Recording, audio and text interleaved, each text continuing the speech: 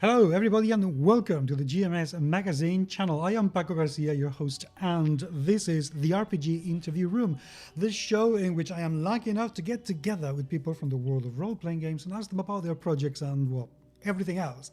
In this coronavirus edition, and you can tell I am in lockdown because of the shriveled looks and lack of makeup upon my face, I've done an interview of somebody's two people in this episode that have a really cool initiative to get people involved into doing something creative and very, very interesting. They have devised a writing competition of one-shot adventures to actually get people, going. The competition's been going on for a couple of weeks, but I wanted to have them on board just to ask them some questions about what is it all about, how is it going to run, why are they doing it, who are they?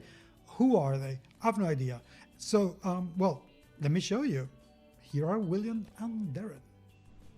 Guys, thank you so much for joining me and welcome to the show, because I have spoken to you once about an hour ago, sorting out sound issues, but I've never spoken to either of you in the past. Hi, how are you doing? Hi, it's nice to meet you. Yeah, I think this is our first time, so I'm doing good. Thanks for having us on the show. Oh, it's a pleasure, because I really wanted to have you on board, because you two are collaborating. That's correct. Doing something that I really, really like, because it encourages content creation, and it encourages community, and it encourages people to actually do things for the love of the hobby. Tell me a little bit about, firstly, I want to know about Saga Events and why you guys are doing this competition, this writing competition for role-playing games. Okay, yeah. So, well, my name is William. I'm the director of events at Saga Events. We are a small event agency based out of Vancouver, Canada. And we just happened to launch at a time that coincided with COVID-19. So we got everything sorted out. We launched, we were super excited. Website went up, and then everything went on lockdown. So all events are canceled. And it's been a really hard time for the event industry as a whole. But as a new company, we kind of decided to take it as a challenge. We shifted our view and what can we offer now that people can do from their home, encourages creativity, keeps people in high spirits.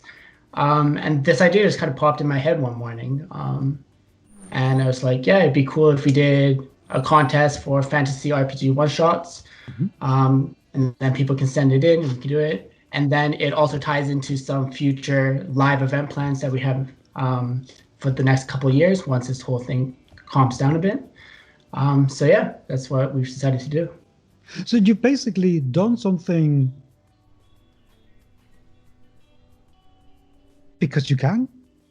Yeah, I guess we have a lot of free time on our hands right now. We're trying to keep the team busy. And it's something that I have a passion for as well. You might find out later, but me and Darren play D&D right now together. And I've been kind of craving more interaction with friends and finding ways to be creative. And I just thought, instead of just doing it just for me, why not make it something available to the wider public? Okay. Right. Okay. Before we jump into the whole thing, now that people know who you are, even though we still haven't heard Darren speak, but we will. Do you want to introduce yourself? Yeah, why not? Go. Yeah, that'd be good. Hi guys. Hi, my name is Darren, and I live in Wales in the UK, and I'm good friends with Will, and as well as that, I'm collaborating on this one-shot RPG adventure contest that Will's doing. I'm one of the panelists that'll be judging the adventures, and in my spare time, and actually now in my main time, again thanks to COVID-19, I'm the lead designer for an indie tabletop role-playing game called Legends of Avalon. Yeah. Which looks actually very, very good. I have to say, the website looks absolutely delightful. So we will talk about that as well in a minute. But now that this crazy interview, which is going to be a little bit crazy because we're not, I need to make sure that you actually can answer questions. Sure. Because you may have the soul of a politician and not be able to. So we need to make sure that you actually can. So I need to ask you 5 questions to make sure.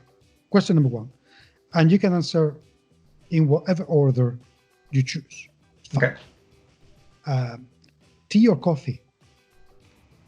Neither. Okay.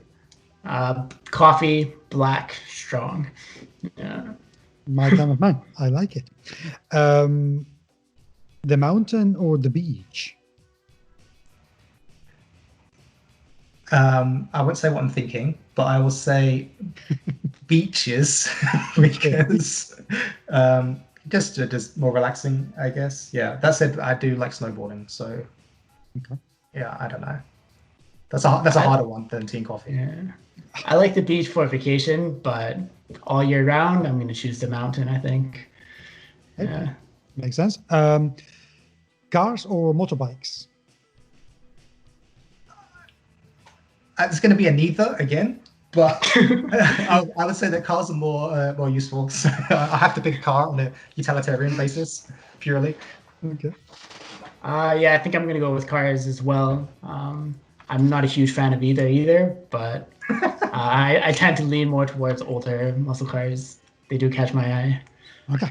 Now this one's gonna get harder. Okay. Fantasy or science fiction? Fantasy. Oh, that's easy. Yeah, fantasy. Jeez, at least think about it. Yeah, not at the same time. Wow, that was impressive. Okay. Tolkien, Lord of the Rings. Owe everything to that man. Sanderson, yeah. Okay, fair enough. Last question, and this is really hard. Zombies or vampires? I'm going to say zombies, and that's purely because of Magic the Gathering. I just find zombies more fun to play Magic the Gathering than vampires. Oh, okay. Nothing to do with the players. Fine. I think vampires are more interesting as a creature. But I do find myself daydreaming about zombie apocalypses much more. Every time I move to a new area, the first thing I think about is where would I go in a zombie apocalypse? So, Okay, now we can go on to the slightly more serious aspect of the interview. William, tell me a little bit about what kind of company do you want Saga to become? That's a good question. Well, Saga Events, basically, we have 2 aspects to it. We have the client-focused side. So we do MICE events and experiential events for clients. When it comes to that side of things, we want to be viewed as an innovative company that's not afraid to try new technology and push the boundaries a little bit. And we try to make all the decisions based on like fact, data, and strategy. Which I think not enough companies do these days. But we also have our personal event side, so events that we run from start to finish for ourselves that we put out there. So that's where Saga Events comes in. We have a few more ideas for board game conventions and other like fan expos and things like that. And on that side, I think we just want to build a strong community. We want to have these events kind of tie in together and have people. We want to build a fan base rather than a client base. And I think that's the direction that we're going right now. But as I mentioned at the beginning, we're a relatively new company. So things might shift as we move along, but that's my vision. How much of the events that you are creating right now are game orientated, and how much do you want them to be in the future? So our personal events, well, everything's on hold, obviously, because of COVID-19. So we have nothing going on at the moment, which is too bad. But as far as ideas and concepts, we have about 3 or 4 big ones. We have a board game convention that we're planning. We have an esports and LAN competition that we're thinking of doing. But our big passion project is Saga Forge Live, which is a new event that we're planning that combines elements of tabletop RPGs, escape rooms, cosplays, Renaissance fairs, and things like that. I can't go into too much detail about it, obviously, because we don't want to make promises we can't deliver on. And it's pretty exciting, and we think it will be really fun for everybody. In terms of what you bring as a company onto event organization, because I can imagine people hearing you say that you want to organize conventions, so on and so forth. Conventions have been going on for a very, very long time. Yeah. What else did you have? What else are you bringing onto the fray that you think is going to give you an edge? Do you think is going to allow you to differentiate your events from existing ones? That's a difficult thing to touch on. As far as the client side goes, I can't say anything because obviously we have to work with the client of what their vision is and what they want. Mm-hmm. But for our events, Saga Forge Live is going to be something that just doesn't exist out there. It's totally unique. It's going to be, I can't think of a good example really, but it's going to combine a lot of different elements of, I guess, the nerd culture, the nerd community, things like that. So it's just something to keep an eye out. Yeah. Okay.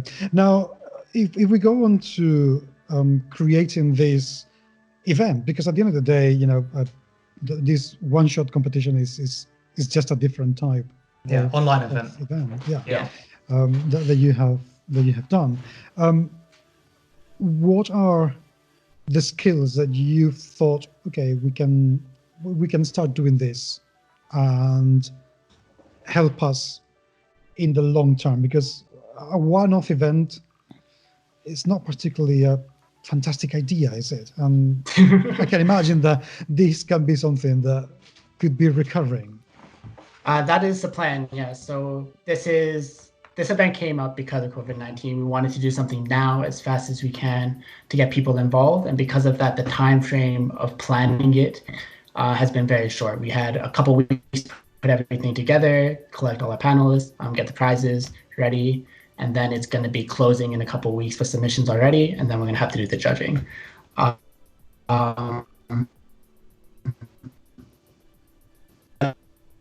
There's already been a lot of Halloween or Christmas, do a special with a theme based around that.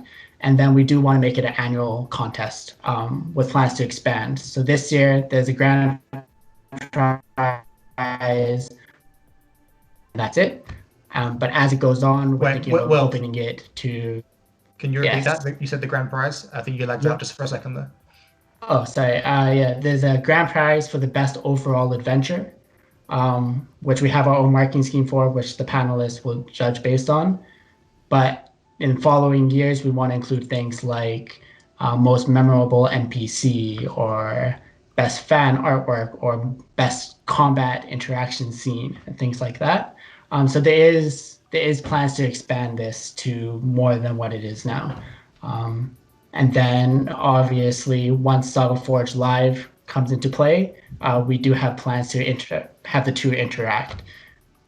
That sounds pretty good. Okay, this is going to be a very delicate question for a reason that will become very obvious when I ask it. But tell me about the panelists and why you have chosen them. Okay. So Darren was the obvious first choice for us.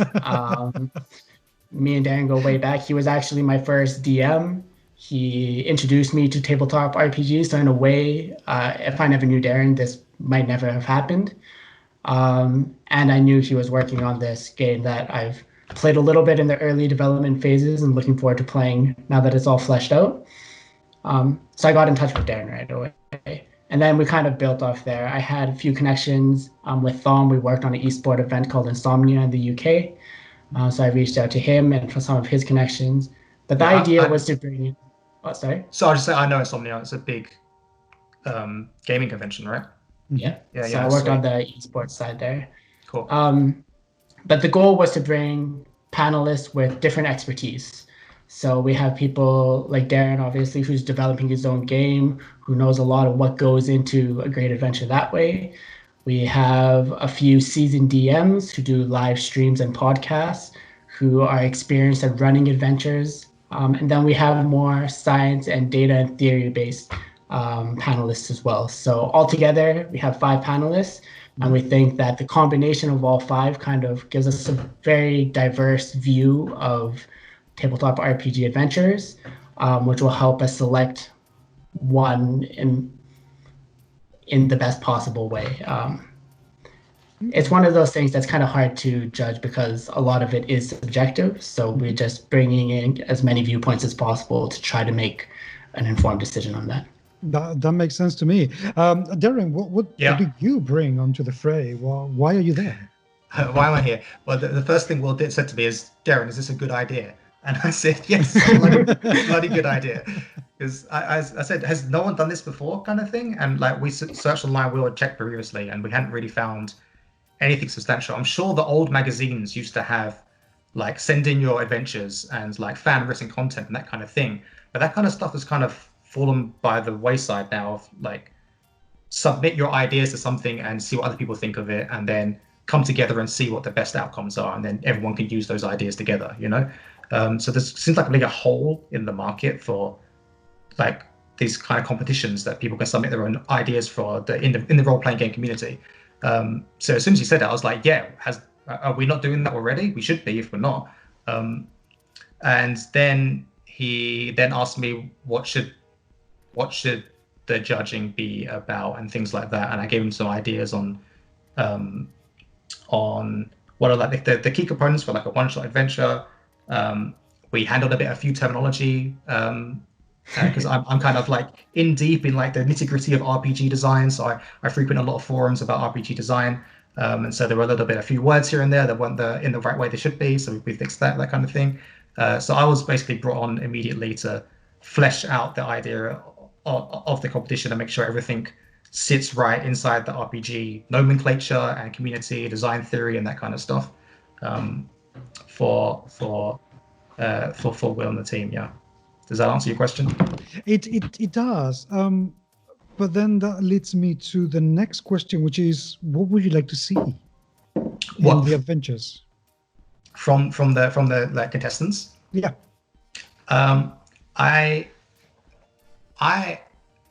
Me personally, I love simple adventures.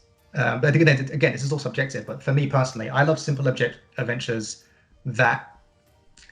I feel like the sandbox adventures get the most like reputation in like the culture of RPG dons, but I like the simple linear ones that each have like a myriad of options to be done inside the little sequences, and then the end result is something that's always unique no matter who played it. Even though it's simple and linear, it's very easy for a GM to follow. The end result is always different, and the players can get really creative inside these little scenes that get followed. So I'm a big fan of the more of the simpler structures that have an open-ended feeling despite how simple and linear they are, if that makes sense. But so I'm looking for the people that can do things efficiently, get the biggest bang for your buck, the simplest ideas that can have the most inspiration for the GM and the players that are running it. That's what I'm looking for, is efficiency, I think, me personally anyway. Okay. No, I think that makes actually perfect sense. Is that something that you have applied to the design of Legends of Avalon? Because I mean you are very deep within the design of that game. Yeah. Right? So we have a rule starter set that's out at the moment, and I'm currently writing up the introductory adventure that I've been running for playtesters into a document that other people can use. And in that introductory adventure, spoilers, there's a burning building that you have to rescue people from inside. And it's such a simple thing. There's like 3 floors. The stairs are broken, so you can't use the stairs. There's planks of wood. There's a fire. And you have to get up to the point to get people out. And it's so simple. There's like a creek nearby. You have a bucket, and everyone handles it in a completely different way. It's always fun. It's always exciting. It's always interesting. But the end result is always different. How it happens is always different. Some people repair the stairs. Some people find a way to climb up using a human ladder. Some people put the plank up. And then the people put the plank somewhere else. But if they put the plank here, then where else did they use it? Like the amount of difference you could put with one plank and where you can position in this burning building is myriad. And the end result is that it gets the creative juices flowing. Even though it's such a simple concept, rescue people from a building. That's it. Here's a plank of wood. What can you do with it? Mm-hmm. Then it's up to the players to get the gears churning and figure it out. So yeah, I definitely apply that to my own designs as well. Just give the players tools to play with. Keep it simple, give them lots of tools, and then see what they come up with and go with that. So that's part of my design ethos. Yeah, definitely. Okay. How has been, and I just throw this question at both of you, Yeah. And see who grabs it. But how has the competition design itself, what's the process been like? Yeah, go on, Will, do you want to take that? Yeah, so the design of the contest is to try to keep it as open as possible. Yeah. And it's probably going to adapt a lot for the next one. So we're going to take a lot of feedback from both the panelists and those entering, and it will grow to something, I believe, completely different, a couple contests down the road. But this one, it's open to all different RPG systems as long as it fits the theme, which this year is fantasy. So I think there's no sci-fi there. Yeah, yeah, no sci-fi. Yeah, and it's also open to anything you've already written, right? So we're not asking people to write a one-shot adventure in the next 2 weeks. Yeah, if you have something, just for us. If you have something that you like that you wrote last year or 2 years ago, you can still submit it as long as it hasn't been monetized, because we are focusing on the amateur crowd for this one. So I think that's pretty much it. And then, so we've been speaking to all our panelists and getting input, feedback on the marking criteria, and things like that. But we wanted to keep it general. So the marking criteria is based on story, world building, and then the 3 interactions. So social interactions, environmental interactions, and combat interactions. For you as a panelist, Darren, how are you going to measure, or what do you think is going to be your approach at the time of taking a look at those things and decide which one works the best? Because social interaction can be very much tied to the system that people use to design the adventure. So how are you going to balance those things to actually choose the one that you feel is the best? Yeah. So I think I would say that most systems generally handle social interactions in a way that's quite organic between the players, and then the game builds on top of that. There are some exceptions. For example, I believe like Burning Wheel and Torchbearer and some mechanics like that actually turn social interactions into like a mini game that has actions that you use, and it kind of abstracts it completely.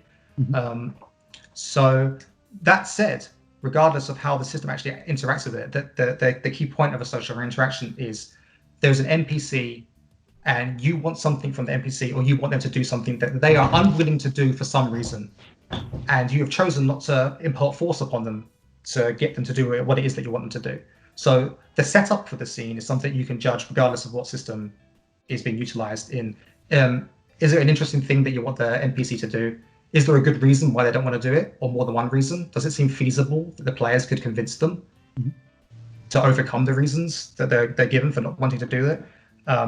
Are there twists? Are there things that the players don't know but they can discover, either by doing things previously or uncovering them in the social scene? So all that kind of stuff is completely system agnostic. There might be systems that actually help that along.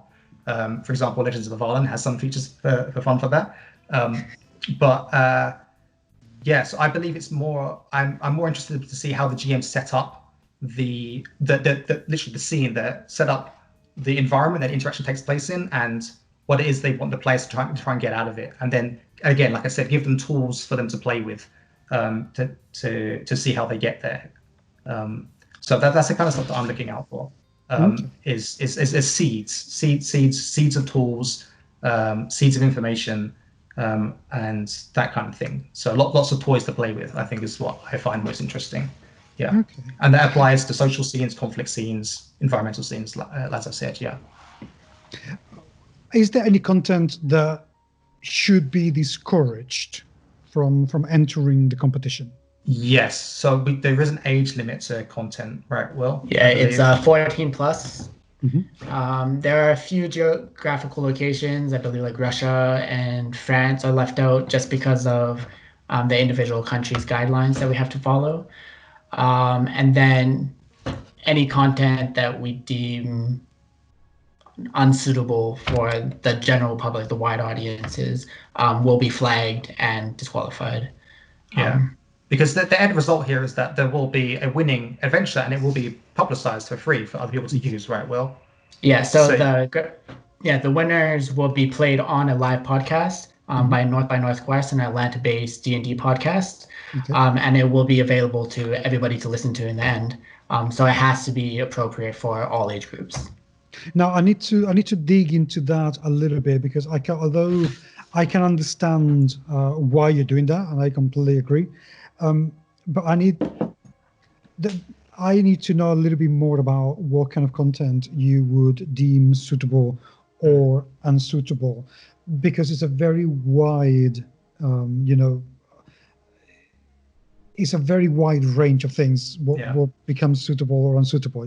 Some people may think that nudity should be suitable, and some people are going to think that nudity is not suitable, and some people will think that gore is suitable, and you may think that it's not suitable. Some people may think that homosexuality is suitable, and you may think that it's not suitable. What exactly is suitable or not suitable? How are you going to measure that? I think mostly just it's a bit of a cop-out answer, but like a common sense approach. But on the other hand, if you think about movies, like the 15 age rating, that kind of thing, like the fantasy violence is obviously okay. It's a fantasy world. If you think about Lord of the Rings, like if it's okay for Lord of the Rings, then it's okay for us. I think we just lost Will, but I'm sure he'll be back soon. And again, I didn't actually specifically write the rules for this contest, but I'll say what I would think as a judge. And that if I could imagine the content in a film that I'd be watching with my my niece, then that's what would go. That would be what flies with me. Obviously, romance is fine. I can't say regarding specifics regarding nudity, but I would say that Harry Potter has a gay character, and I would wish that was more prominent in the movies, for example. I think it's important to have like that kind of role models, especially as the world is becoming a lot more accepting of that kind of thing, and especially the role-playing game community as a whole, I think is very accepting and welcoming. It's the nerd sphere is often a refuge for people, and I think it's important that kind of stuff is out there. So where me personally as a judge, I would consider romance in general to be totally fine, and that can mean whatever it is. So I would say think of like a PG film and a little bit up, and that's what I would consider to be wide audience friendly. For me. How are you gonna manage the workload of judging? Because I mean, that's the first thing that I asked. So that's the first thing that I asked, and Will and his companion Scott are taking on the brunt of it. And the reason why they had 5 panelists is so they can divide the workload between each of us. So there will be a kind of like group effort where we each take a number of entries each, find out what we think are the best, and then once we have the best ones, then everyone will be looking at what everyone thinks is the best. So that's how we're dividing it up, I believe. That said, Will and Scott are the ones that are going through the initial run to make sure everything's okay, so the panelists don't get sent any duds or anything like that. Thanks Will and Scott for taking that brunt of the workload. Are you back with us, Will? I am. I think my computer overheated, so I'm going to turn my fan on. Is the audio okay?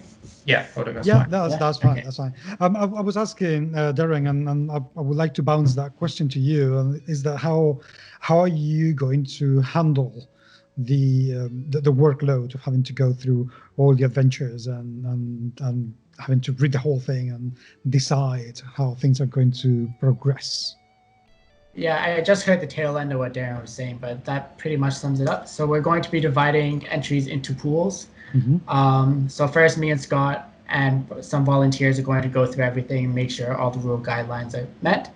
And then all the ones that go on will be divided into pools, and each panelist will mark one pool following the guidelines. And then the top 3, depending on the number of submissions we get, roughly the top 3 from each will go on to a final where all 5 panelists look at them and then rank them from first to, well, let's just say fifth for the current purposes. And then whoever's first will get 1 point, whoever's second will get 2 points, and then whoever has the least overall points in the end will go on. That way, everyone kind of has equal say in which is the best overall. It's not just the highest mark from one judge. Okay. Are the authors relinquishing any kind of rights over the work that they present? No, all the rights are kept. They just allow us to post it on our blog. The top 5 submissions, I think it is, will go onto our blog. And then they can obviously take this back, but we're going to release an anthology later, which will be free to the public as well. And they'll get all credits mentioned in that as well. But if they don't want to be in it, they can always just email us and ask to be removed. I'll ask you another question that I just thought about regarding the kind of content that people can include in the adventures or not. What is the approach when it's about copyrighted material? So, for instance, using Wizards of the Coast materials or Green Goblin or Chaosium, whatever. Yeah, you can't use intellectual property that is not yours, unfortunately. Yeah, so this will take away fan fiction, things like that. Yeah, no beholders, unfortunately. Okay, it's because I can imagine an awful lot of people, having adventures already written for their, the local D&D game or the local Call of Cthulhu game or what have you, and just saying, I have this, so why not send it? I mean, it's fine as long as they kind of tweak. Some of the a little bit of names.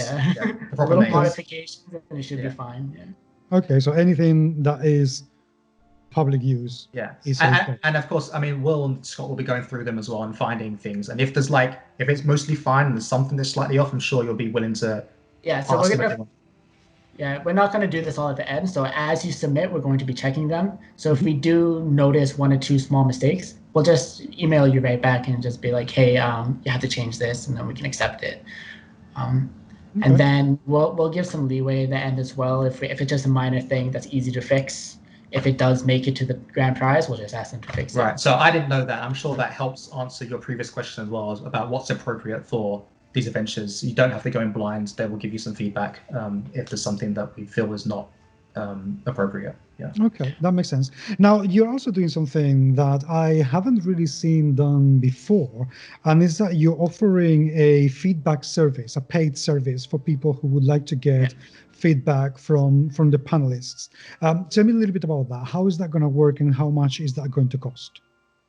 So obviously we wanted to make this available to everybody, so we made entry free. But we recognize that there might be people who are aspiring to get the game published, or there might be professionals already who want feedback on something that they're about to release. So to those people, we do have something we call critical feedback. So you can pay 20 Canadian dollars for 1 random panelist to give feedback to you, or you can pay 50 Canadian dollars and get 3 of the 5 panelists to give feedback to you. We've opened this up to professionals as well, people who have monetized their adventure, but those adventures will be marked separate from the contest, if that makes sense. So they won't qualify for the grand prize, but they can still ask for feedback on those. Okay. And can I say, as a GM, I think this is a really cool idea, because often the only feedback you get is from your players that you play with, and that's wonderful. And seeing them experience your ideas is great, but no one gets to see behind the curtain. Like, what they played out isn't necessarily everything that you prepared. They didn't necessarily go through it the exact way everything you'd imagine going through. They don't see a lot of things that happen behind the scenes. And I think it's a really cool idea that you can find a place where you can give someone your whole content and say, hey, what do you think of this? And they're going to be honest, and they're going to be critical, and that they're going to give you sound advice, I guess. Yeah, so I think it's a cool idea. Yeah, again, a feature that I haven't really seen out there that I think there should be more of. Yeah, I agree. I mean, when I saw at the beginning, I thought, what? Wait a second, let me read this again. And I thought that actually, I quite like the thought that even if you don't win, but you can still get access to something that otherwise, getting professional feedback is extremely difficult, because authors are very, very busy themselves.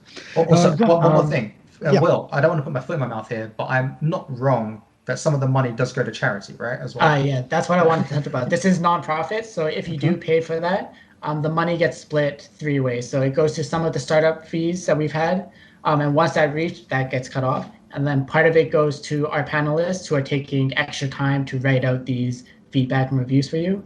And then the rest will go to a charity, a local hard-hit charity that might be suffering because of COVID-19. We haven't decided which one yet because we want to see exactly how much we have and then decide which charity will make the biggest impact for. Yeah. So that will be announced later on when we know exactly how much we'll be able to give. That's excellent. That sounds, I like the sound of that. An awful lot. Right, to start wrapping this up, because we've been at it for half an hour now. When does the competition start and what is the deadline?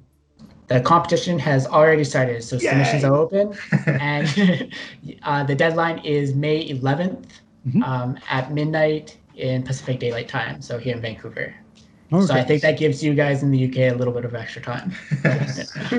8 hours, which is brilliant. Good. Right, in that case, I have 3 questions for you to end this on a weird note. Question number 1 is, what's the best advice that no one has ever given you? This is for Will. Yeah. The best advice that no one has given. Well, I mean, no one has given me this directly. I've read it places. But if you want to do something, think about who's done it before. And has anybody dumber than you, not as driven as you, not as inspired as you, accomplished it? And the answer is probably yes. So if they can do it, you can do it. So just go for it, I think. And that goes with everything. So. Okay, good, Darren. The best advice that I've got that no one's actually ever given to me. I think that there's a theory that I developed for myself when I was younger, and that was that people are more alike than they are different. Therefore, things that you feel, other people are likely to be feeling. Things that you think, other people are likely to be thinking. And people act very much the same. Inside, you might feel anxious, and you look outward and you see other people aren't anxious, and that might vex you. Am I the only one that's anxious? But then you have to reanalyze and say, we're all humans, we all think alike, and we all feel alike. Therefore, I'm anxious, they're probably also anxious. They might not look it, but surely they are feeling it just like you are. You're probably trying not to look anxious yourself. So you should take comfort in that. However, as I've gotten older, I've started to think that that's not the case. because as I've matured and I've met more people and I've entered into the political sphere, and there's all sorts of differing opinions and that kind of thing, and now I'm not sure. So that's the advice that I gave to myself that no one gave to me, and now I'm no longer sure if it's worth anything. So take that for what you like. Okay, fine, good. Right, question number 2. What's the best mistake that you would like to repeat again? Best mistake that I would like to. Oh, I know, that's easy for me. Okay. That's easy. So when I was studying for my exams, for my final exams in school in the UK, so that was like high school for Americans, Metal Gear Solid 4 came out on the weekends that I was supposed to be revising. And I played that game significantly more than I should have and revised less than I should have. Now, I was meant to get very good grades in my exams, and I performed suboptimally. As a result, all of the universities I wanted to go to did not accept me. And I had to find a university through clearing, which is like, you have to call up universities, ask them if they've got any places left, that kind of thing. But in the end, I went to York University, which is great. I studied physics there. That was great. And then it just led me on the path that I've been on since then, which took me to Japan, which is where I met Will and my current wife. And so at the time, it was like the most terrible thing that could happen to me. Like, I didn't fail my exams, but I did poorly. I couldn't get into university. Everything's crazy. And then now I look back, I'm very happy with where my life ended up. So and also I love Metal Gear Solid 4, so I can't really complain. Yeah.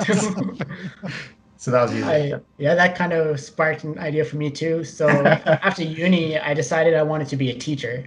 So I did 1 year of all the university classes to be a teacher in Canada. And then instead of finishing my second year, I decided, oh, I'll try this out and I'll go to Japan, where I was an English teacher for a little bit. And again, that's where I met Darren. That's where my whole passion for events was born. And it led to where I am now. So I guess you could call it a mistake that worked out well. Yeah. Yeah, very good ones, actually. Okay, last question. Imagine that you have a time machine, and as you do, you go back in time, and you meet your 10-year-old self, and you say to your 10-year-old self, do not do this. What is this? Do not live your life based on how other people want you to live it. So throughout high school, there was a lot of things that I did because maybe my friends were doing it or my parents were doing it. So like, for example, I was in band. I really wanted to play the bass or the drums, but I decided to pick up the clarinet because that's what my parents wanted me to play. I don't regret it. It was a fun instrument to learn and things like that. But I think I needed to stand up for myself and what I liked more and believe that I was an interesting person and it would work out. Okay. Despite saying that I like fantasy more than sci-fi, I do watch sci-fi, and I know the number one rule is don't mess with the past. I'm very happy with where I am now. I enjoy my life. I am touching nothing.